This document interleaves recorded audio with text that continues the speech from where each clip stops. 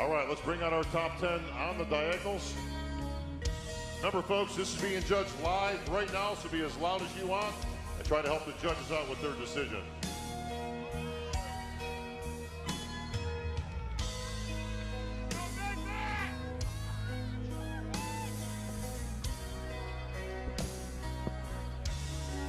All right, our gentleman in place. Let's send it down to the judges. Big Steve.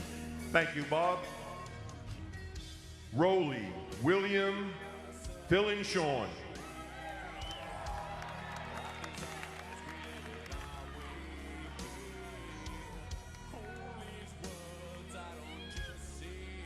All right, so the all-important first call out here, Steve Weinberger asks Roley Winkler, William Bonac, Phill Heath, and Sean Rhoden to come out and as part of a four-man call-out. Perhaps most notable here is that Big Ramy is not included in this call-out, and of course the fans here in the building and all of you watching at home have been waiting to see Sean Rhoden stand side by side with the champion Phill Heath, and make no bones about it, not only are these two gentlemen competing against each other, Phill and Sean, they are not exactly best friends. They have had a rivalry, and that rivalry has very much come to fruition here as the comparison round will dictate who is going to be crowned the 2018 Mr. Olympia. It is a compelling and somewhat stunning turn of developments, or turn of events, that Sean Rhoden finds himself in a position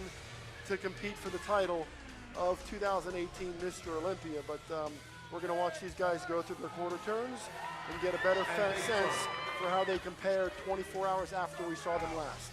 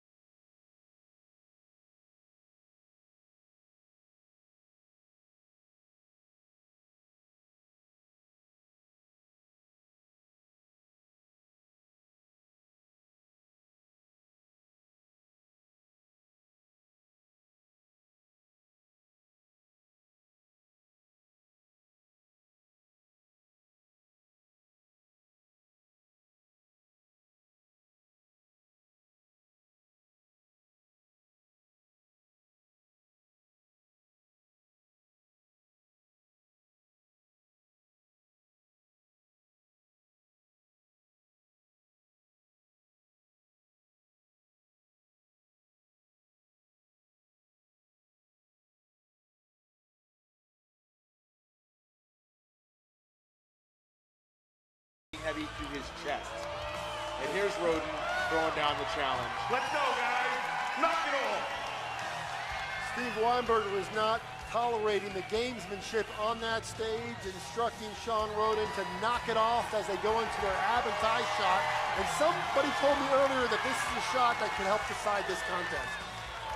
Absolutely it is. And the ads are going to Your Sean favorite, Rhoden. most muscular.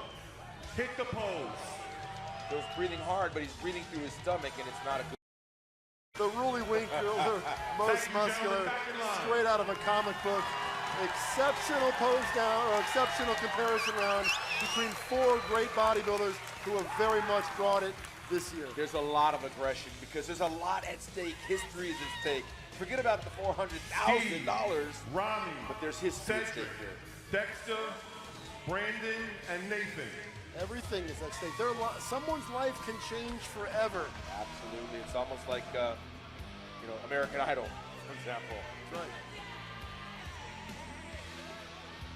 And you could say this is the best of what's left, but man, this is even interesting here, Dan, because we have a former Olympia in Dexter Jackson in here. We got Brandon Curry, who's come up a long way. And of course, Cedric McMillan is in this line. This is a very tough lineup. Look at Rami a year ago was not in this. And he finds himself in a very precarious situation being compared with these guys. This is an incredible second call-out. There have been first call-outs at Arnold Classics that aren't as good as this second call-out. Absolutely, and this is the fight for 5th and 6th, which Brandon has and Dexter huge ramifications in terms of what a bodybuilder can ask in guest appearances. It's a domino effect for the balance of the year. So you want to fight for this 5th and 6th place spot, just as if we're 1st and 2nd. It's a lot at stake. A lot of people ask, what's the best contest? Why the Olympia is the best contest? The Olympia is the best contest because of this second call-out. This is an extraordinary, high-level caliber of athletes in this call-out.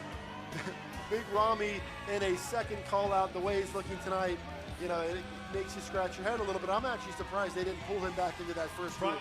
Every one of those guys, with the exception of Nathan Diasha, has an Arnold Classic title at home on their mantle, on their fireplace. Steve's got one from Brazil. Brandon's got 2, one from Australia and Brazil. Big Rami's got 1 over in Spain. Dexter's got 9 from all over the world. And of course, Cedric McMillan a year ago was the Arnold Classic champion in Ohio.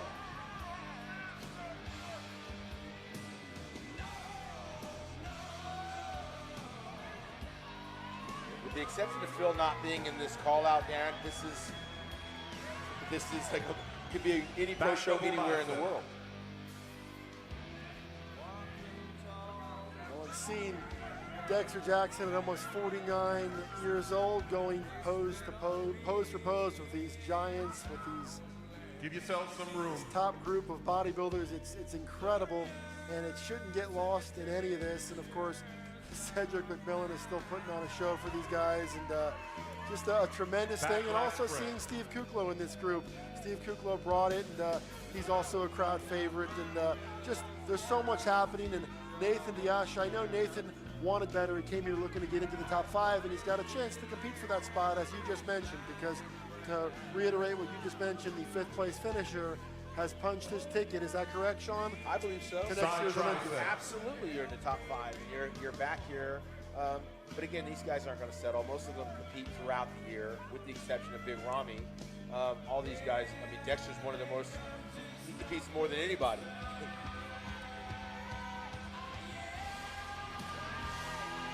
The majority of these guys will probably go on to the tour. This show's coming up after this, including the Czech Republic.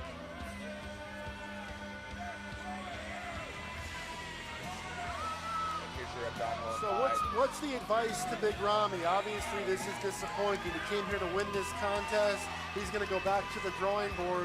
What does he need to do coming out of this contest?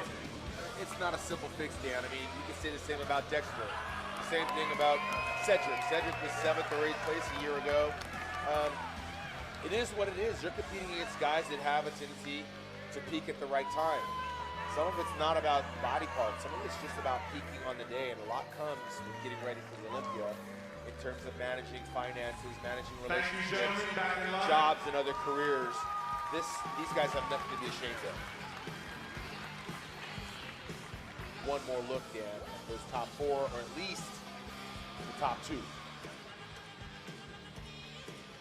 Phill, Rolly, William, and Sean. Here we go. I'd like to see William and Rhoden next to each other in this call-out. Well, it's the same call-out that we saw about 5 minutes ago. Rhoden Winkler, Rolly and William switch. William Bonac, Phill Heath and Sean Rhoden. He's going to make these guys work. Steve Weinberger, the head judge, takes great pride about making sure all the scenarios are covered and all the boxes. They have to stand next to each other to establish third or fourth All right, place. Sean Ray, let's do this. Phill Heath versus Sean Rhoden. Front double bicep. Rhoden wins this pose. William Bonac and Willie Winkler, very formidable as well. We move into the front lat spread. Sean Rhoden or Phill Heath? Sean Rhoden is winning this pose. So right now, according to you, Sean Ray, Sean Rhoden is up 2 poses to none. As they go through the compulsory, Steve Weinberger turns them to the side. They'll go into a side chest, and I'm going to let you call this one as well. Oh, man, that's Phill Heath's shot. His arms are too big, first off. That's Phill Heath all day long. But it could be a toss. I could call that a tie. Phil's arms are just big.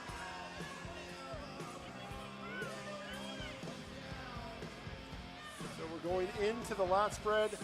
These two gentlemen in the middle have their, the back double bicep, I'm sorry. They're going to go into the back double. And by the way, William Bonac delivers a terrific back double off on the left side. I can tell you, maybe William might be winning that back shot. Yes, sir.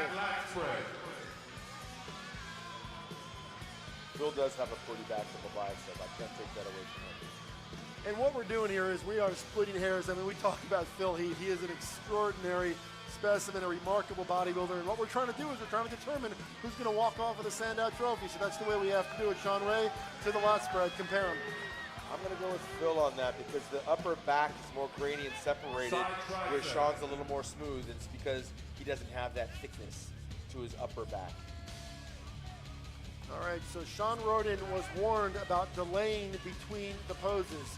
That was on the abdominal shot. On the abdominal shot. He was just doing that for the thrill and excitement. And of course, the midsection of Sean Rhoden is extraordinary this weekend. Mind you, I like Sean Rhoden in this pose better, but if the tricep we're looking at, Phill is killing him on the tricep itself. But the pose goes to Sean Rhoden. The key for Sean Rhoden is to control the midsection. And when he controls it, he is spot on. And the water is starting to come off of Phill, especially around the shoulders and the upper chest area. And this is obviously, for me, that's Sean Rhoden's pose. And I don't really like the way Phill is hitting that shot, but his arms are so big he can't get it behind his neck. Are you seeing anything different about Phill Heath from a body language standpoint? I absolutely do, because he's gasping for air right now, trying to breathe through his nose, but he's breathing through his stomach. So he's fighting for it, and that'll make you have to breathe for more air. Sean Rhoden opts for the hands on the hips, most muscular, and of course a very different look. They each play to their own strengths. Notice the shine that's coming across the upper body of Phill. That's the water that's about to start coming out very shortly, whereas Sean is still dry as the bone. Phill's starting to gather a little bit of water down the middle of the pecs and up around his lower neck and around his shoulders. That's water that he's holding, where Sean does not have that. Notice he's keeping his thighs separated. Sean Rhoden is. Phil's got to be mindful to stay flexed throughout. Of course, those big sweeping quads come in very handy for Phill Heath in that pose. It gives them an advantage. And now they're going to go into a side chest. And as they continue to pose, Phil's starting to get shinier and shinier. It's not that someone's putting oil on him, that's water starting to come out. And sometimes you can get better, but he's got to rub that into his skin so that it doesn't look like it's just dripping out of it, especially on the back and the traps. You got to respect the fact that Steve Weinberger, the head judge, is making these guys work, but I'd like to see him switch it up so we can see William and Rolly stand next to each other. Because that is the big battle. That battle for third place, a lot of money is on the line, and a spot in the top 3 means a lot here at this competition. Steve Weinberger asks for their favorite, most muscular, and potentially the final chance to make their claim. I don't know if they're going to continue this much longer. The champion is the only one that's breaking a sweat up there, which tells me he's holding water. Their styles are very different, Sean. William Bonac is looking harder as he poses. Thank you, gentlemen. Back in line. This contest has not been decided as of right now, Dan. There's no way there's a clear-cut victory for Phill Heath at this point in time. But nothing like the thrill of victory and the agony of defeat, having to make us wait to find out what this is going to do as far as the judges. All of them are very competitive. But what the heck, Rolly Winkler was amazing.